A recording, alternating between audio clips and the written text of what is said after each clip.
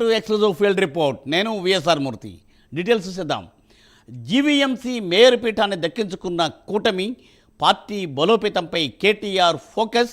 MP Mithun రెడ్డిని విచారిస్తున్న SIT అధికారులు. ఆయా అంశాలపై రాజమండ్రి నుండి శ్రీరామూర్తి, హైదరాబాద్ నుండి అజీం, అమరావతి నుండి శ్రీనివాస్ ఎక్స్క్లూజివ్ ఫీల్డ్ రిపోర్ట్ అందించడానికి సిద్ధంగా ఉన్నారు. వారు లైవ్లో మనతో జాయిన్ అవుతున్నారు. Welcome to all. ముందుగా మనం విజయవాడ వెళ్దాం. విజయవాడలో ఎంపీ మిథున్ రెడ్డిని సిట్ అధికారులు విచారిస్తున్నారు. 7 గంటలుగా మద్యం కేసులో కీలక విషయాలను అధికారులు రాబట్టుతున్నారు. లిక్కర్ స్కామ్ చుట్టూయే ప్రశ్నలు సంధిస్తున్నట్లు తెలియవస్తోంది. దీనిపై ఎక్స్క్లూజివ్ ఫీల్డ్ రిపోర్ట్ శ్రీనివాస్ అందిస్తారు. శ్రీనివాస్. ఓకే, థ్యాంక్ యూ మూర్తి. గత వైసీపీ 5 ఏళ్ల పాలన దాదాపు లిక్కర్ స్కామ్ 90,000 కోట్లు లిక్కర్ స్కామ్ జరిగింది. ఎందుకంటే ప్రతి సంవత్సరం కూడా ప్రభుత్వ మద్యం దుకాణాల పాలసీ తీసుకొచ్చింది వైసీపీ ప్రభుత్వం. ఆ ప్రభుత్వ మద్యం దుకాణాల పేరుతో కూడా దాదాపు ప్రతి ఏటా దాదాపు 18,000 కోట్ల వ్యాపార లావాదేవీలు జరిగాయి. అయితే ఇదంతా 90,000 కోట్ల రూపాయలు మొత్తం కూడా నగదు రూపంలోనే లావాదేవీలు జరిగాయి. ఈవెన్ కరోనా టైంలో కూడా అప్పుడంతా డిజిటల్ పేమెంట్ జరిగినా కూడా లిక్కర్ క్రయ విక్రయాల మటుకు మొత్తం నగదు రూపంలో జరిగింది. అయితే కూటమి ప్రభుత్వం వచ్చాక ఈ లిక్కర్ స్కామ్పై పూర్తిగా ఫోకస్ పెట్టింది. దీనిపైన ఇప్పటికే గతంలోనే సిఐడి కూడా విచారణ చేపట్టింది. దాని తర్వాత కూడా విజిలెన్స్ కూడా విచారణ చేపట్టింది. అయితే ఈ కేసును మటుకు కీలకంగా తీసుకున్న కూటమి ప్రభుత్వం మటుకు ఈ స్కామ్లో నిగ్గు తేల్చాలని చెప్పేసి కూడా మొత్తం కూడా ఈ సిట్టుని ఏర్పాటు చేస్తుంది. సిట్టుని విజయవాడ సిపి రాజశేఖర్ బాబు ఆధ్వర్యంలో కూడా సిట్టు చీఫ్ ఆఫీసర్గా మటుకు అతన్ని నియమించింది. దాని తర్వాత కూడా ఒక ఐపీఎస్ అధికారి సుబ్బరాయుడుతో పాటు 2 డిఎస్పీలు, సీఎంతో పాటు ఇతర అధికారులు కూడా నియమించింది. ప్రస్తుతం సిట్టు విచారణ వేగవంతం చేసుకుంది. ఇప్పటికే సిట్టు పలువురు కూడా ఈ కేసులో ప్రధానంగా ఆరోపణలు ఎదుర్కొంటామని కూడా నోటీసులు జారీ చేసింది. ఇందులో భాగంగానే నిన్న విజయసాయిరెడ్డి కూడా ఆయన ఒక సాక్షిగా వచ్చి సిట్ ఎదురుట హాజరయ్యారు. సిట్టుకు తన సమాచారం మటుకు మొత్తం కూడా ఇచ్చారు. అయితే విజయసాయిరెడ్డి కూడా నిన్న ఈ కేసులో ప్రధానంగా అసిరెడ్డి రాజశేఖర రెడ్డితో పాటు అలాగే ఎంపీ అవినాష్ రెడ్డి, అలాగే సత్యప్రసాద్, అలాగే వాసుదేవ్ రెడ్డి తదితర పేర్లు కూడా చెప్పడం జరిగింది. అయితే మొత్తం మీద మొత్తం ఈ లిక్కర్ స్కామ్ మటుకు ప్రధానంగా సూత్రధారి పాత్రధారి మటుకు మొత్తం మీద మటుకు కసిరెడ్డి రాజశేఖర్ అని చెప్పేసి కూడా విజయసాయిరెడ్డి స్పష్టం చేశారు. అయితే ఈ రోజు మటుకు తాజాగా మటుకు ఏదైతే నోటీసులు అందుకున్న రాజంపేట ఎంపీ వైసీపీ నేత పెద్దిరెడ్డి మిథున్ రెడ్డి కూడా ఉదయం 10 గంటలకు ఇక్కడ సిట్ కార్యాలయం చేరుకున్నారైనా ప్రస్తుతానికంగా ఆయన సిట్టు అధికారుల ముందే ఉన్నారు. సిట్టు విచారణ కొనసాగుతుంది. దాదాపు 7 గంటల పైగా మిథున్ రెడ్డి సిట్ అధికారులు విచారణ కొనసాగుతుంది. పలు ప్రశ్నలు కూడా సిట్ అధికారులు సంధిస్తున్నారు. ప్రధానంగా చూసుకుంటే ఈ లిక్కర్ స్కామ్ ఏదైతే దాదాపు 90,000 కోట్ల లిక్కర్ స్కామ్ జరిగిందో దానికి సంబంధించి కూడా పూర్తిగా ప్రశ్న వర్షం కురిపిస్తున్నారు. ఉదయం 10 నుంచి కూడా మధ్యాహ్నం కొద్దిసేపు 1 గంట పాటు లంచ్ బ్రేక్ ఇచ్చినా దాని తర్వాత కూడా ప్రస్తుతం 5 కావస్తున్న కూడా ఉదయం నుంచి ఇప్పటి వరకు కూడా 7 గంటల పాటు కూడా సిట్ అధికారులు వివిధ ప్రశ్నలు సంధిస్తున్నారు. ఆ ప్రశ్నలు కొన్నింటి కూడా అతను ఏదైతే హైకోర్టు ఆదేశం వరకు న్యాయవాది సమక్షంలోనే విచారణకు హాజరయ్యారు మిథున్ రెడ్డి.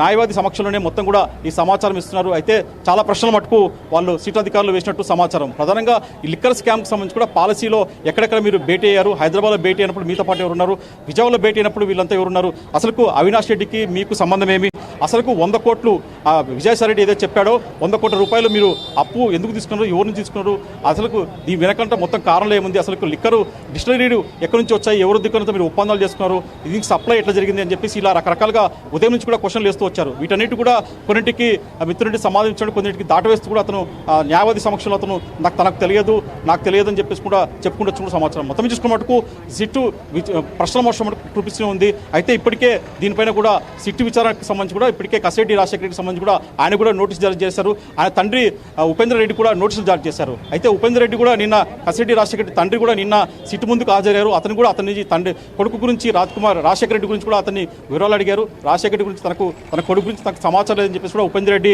సిట్ అధికారులు చెప్పడం జరిగింది. మొత్తం చూసుకున్న మటుకు ఈ కేసు లిక్కర్ స్కామ్ ఉందో అయితే సంచలనం రేకెత్తిస్తుందని చెప్పుకోవచ్చు.